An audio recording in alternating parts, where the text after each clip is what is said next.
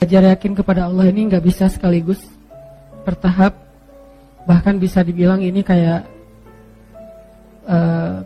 proyek seumur hidup kita ya. Karena iman kita yang belum sempurna aja udah yazidu wa yanqus. Yazid mungkin cuma 1%, yanqusnya 50% gitu ya. Padahal iman baru 30%, jadi minus. Giliran ada masalah kayak nyalahin Allah, meragukan kebesaran Allah, mulai mempertanyakan ketentuan Allah, sehingga kita cas lagi seminggu sekali ngecas. Mudah-mudahan charging iman di dalam tongkrongan kita ini jadi fast charging, jadi cepat naikin iman kita kepada Allah. Karena memang akad kita dengan Allah itu adanya di sini. Kalau di sininya belum beres, masih ada ragu, berarti kita nggak punya akad apa-apa dengan Allah. Dan kalau nggak punya akad apa-apa dengan Allah, kita nggak bisa minta apapun kepada Allah. Nah, kita juga nggak percaya sama Allah terus mau minta apa. Makin kuat imannya, makin kuat bondingnya dengan Allah, makin besar keajaiban dan kejutan yang Allah kasih dalam hidup kita. Iman level para anbiya, nanti munculnya mukjizat. Iman level para solihin, munculnya karomah. Iman level kita kalau yakin muncul maunah. Kalau imannya masih labil dan lebih sering ragunya daripada yakin, berarti kita nggak punya MOU apapun dengan Allah Subhanahu Wa Taala. Sehingga kalau nggak punya MOU, nggak akan berlaku janji makhraja rizki min haitsu la yahtasib yaj'al lahu min amrihi yusra. Itu kan hanya berlaku buat siapa? Orang yang yakin kan? Wa may yattaqillah yaj'al lahu makhraja wa yarzuqhu min haitsu la yahtasib. Wa may yattaqillah yaj'al lahu min amrihi yusra.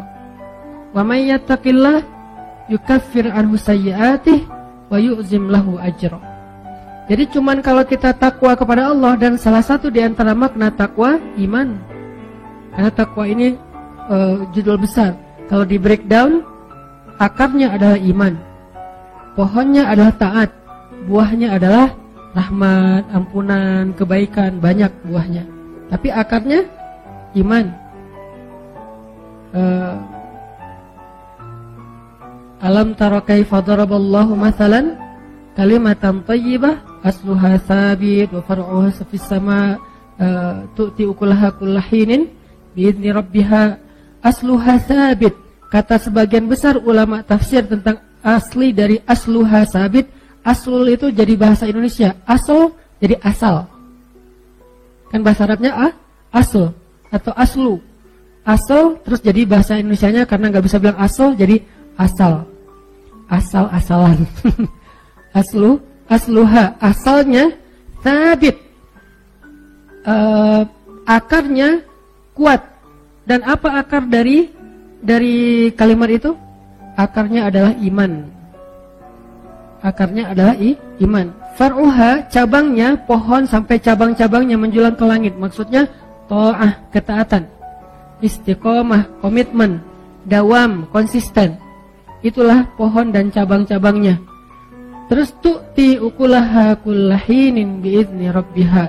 Buahnya, ukulaha, hasilnya itu adalah kebaikan hidup, ampunan dosa, rahmat, berkah, pertolongan, kejutan-kejutan. Itu buahnya. Tetap aja asalnya adalah, bibitnya adalah iman. Makin kuat akarnya, makin besar pohonnya. Makin besar pohonnya, makin banyak dahannya. Makin banyak dahannya, makin banyak pula buahnya ketika panen.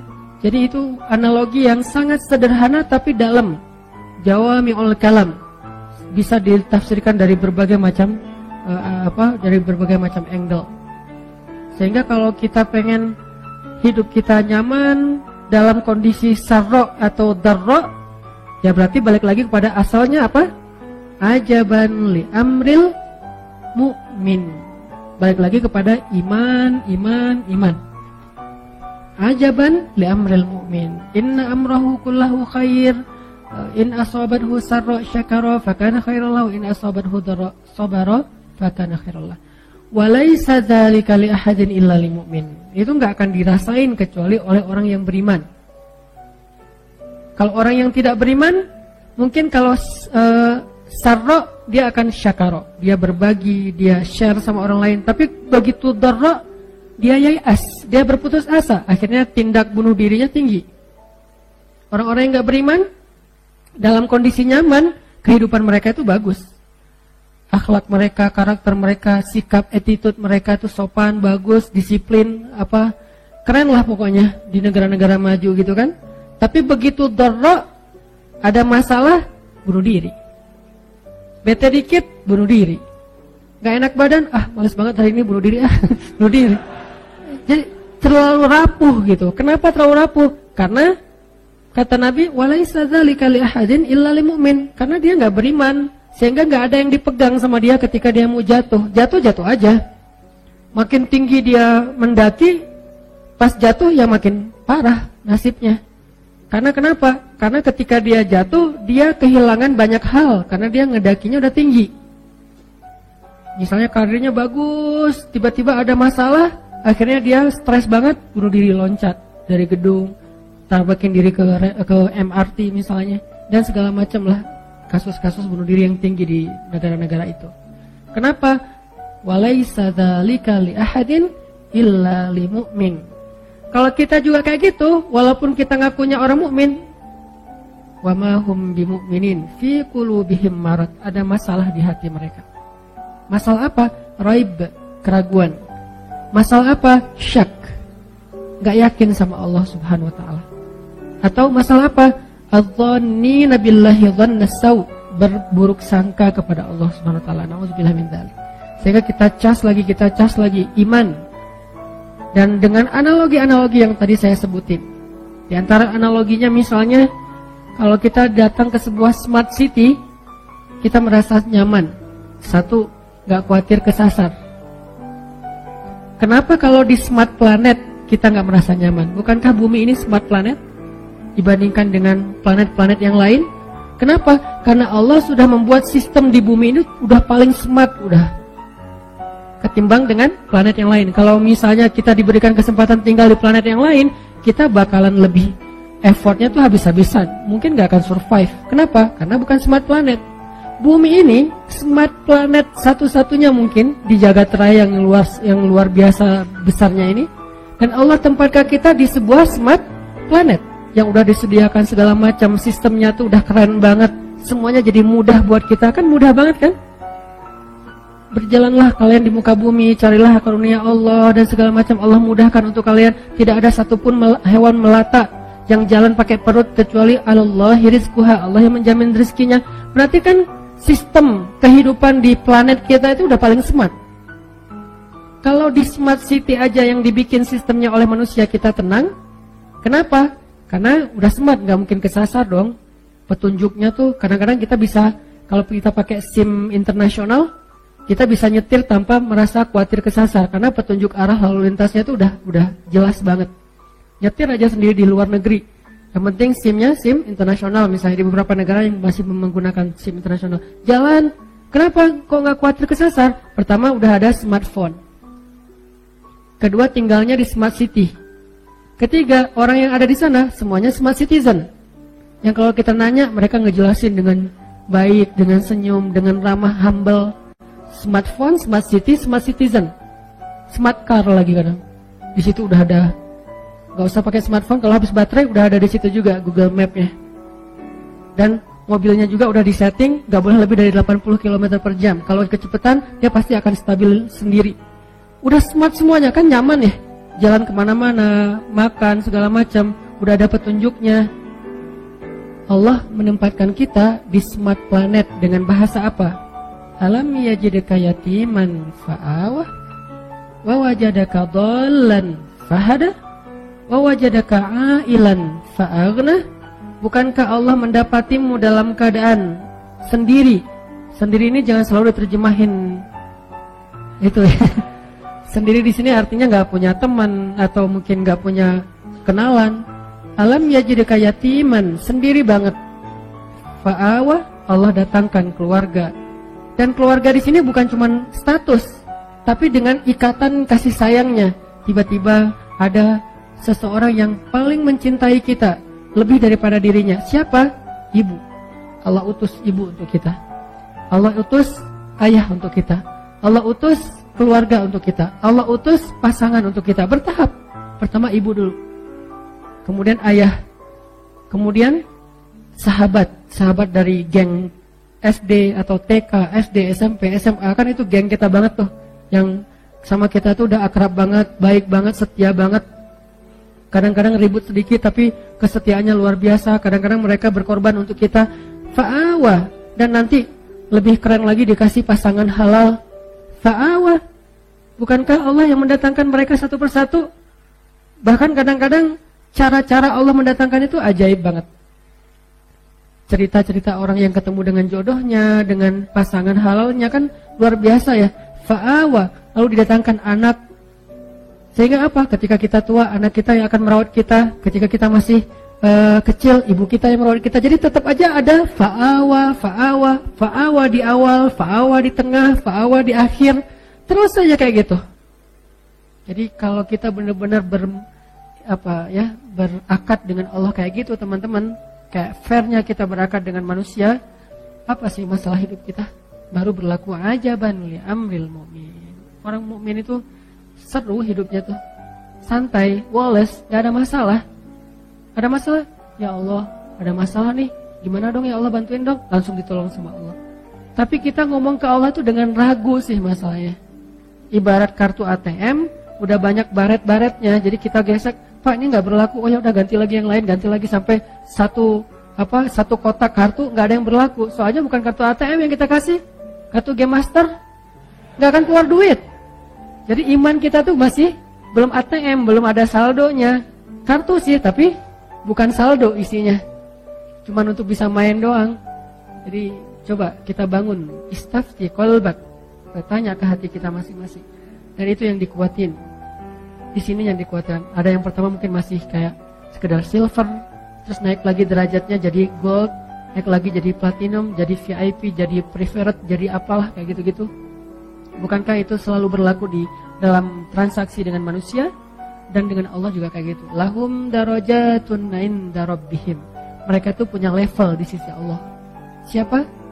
Mukmin di Al-Anfal. Lahum darajatun. Mereka punya level. Ada yang levelnya cuma silver. Tabungannya sekian, bisa ditarik dalam sehari cuma sekian. Ada yang levelnya mungkin di bawah silver, simpedes misalnya. Narik gak bisa di ATM, harus ke gerbang gitu, ngantri dulu. Ada yang di atasnya yang gold, bisa ditarik 100 juta sehari. Ada yang di atasnya yang mungkin platinum, bisa ditarik sekian ratus juta sehari. Ada yang levelnya udah preferred atau VIP banget, yang kalau kita datang ke bank itu dia nggak perlu ngantri, langsung masuk ke atas, ketemu dengan customer service-nya, disediain makanan, minuman, kita ngobrol seperti teman, terus dimudahin semua urusan kita. Lahum darajatun. Mereka bertingkat-tingkat di sisi Allah, berlevel-level. Dan level itu ditentukannya di sini. Bukan berapa, tapi apa yang kita rasain dalam hati kita. Dan kita bisa mengukur diri kita sendiri deh. Dari hal-hal kecil dulu. Tenang gak kalau ada masalah? Udah serahin aja sama Allah. Serahin aja sama Allah. Segitu. Dan dimulai dari hal-hal kecil. Bismillah ketika kita jalan. Kalau kehilangan sesuatu, wah, mau diganti sama Allah dengan yang lebih baik. Wah, kesempatan nih. Allahumma ajurni fi musibati wa khluf li khairan minha. Allah sayang banget sama hamba kayak gini. Pas dapat musibah, langsung connect lagi dengan Allah, langsung nge-mention Allah. Kan kayak kita kalau di Instagram tuh ada masalah mention pemerintah gitu kan ya. Mention Pemkot, Pemprov, Presiden, mention Pak Jokowi misalnya, Pak Gubernur, Pak Wali Kota, kan suka gitu kan. Kenapa nggak add Allah dalam bahasa Instagramnya? Kenapa kita nggak nge-mention Allah aja? Ada masalah dikit, ya Allah, ada masalah nih dikit. Allah langsung bantu, seringan itu. Dan Allah tuh nggak pernah, maaf ya lama nih slow respon soalnya DM-nya numpuk. Nggak ada. Emangnya manusia DM-nya numpuk? Manusia yang WA-nya tuh udah banyak banget sampai ribuan sampai nggak kebaca. Enggak, ringan buat Allah. Kulla yaumin huwa fi sya'an. Setiap hari Allah tuh sibuk ngurus kita, walakin wala ya'uduhu hifdhuhuma. Tapi nggak capek, nggak kewalahan. Coba gabung-gabung deh ayat-ayat ini, karena sifat dari Al-Quran kan saling menjelaskan. Kulla yaumin huwa fi sya'an. Setiap hari Allah sibuk. Tapi apakah Allah tersibukkan, repot? Enggak. Kata Allah, wala ya'uduhu hifdhuhuma. Allah nggak pernah repot, nggak pernah kewalahan menjaga, memelihara langit dan bumi. Simple hidup kita tuh kalau kita believe, trust, keep the faith kepada Allah Subhanahu wa Ta'ala. Ini yang kita tajdid, teman-teman. Mulai dari hal kecil, bismillah, bismillah, bismillah. Nanti ada agak mentok-mentok dikit, hasbiyallah, la haula wala quwata illa billah. Khawatir dikit, datang teman kita, udah gak usah khawatir, ada Allah. Itu bahasa lain dari la tahzan, innallaha ma'ana.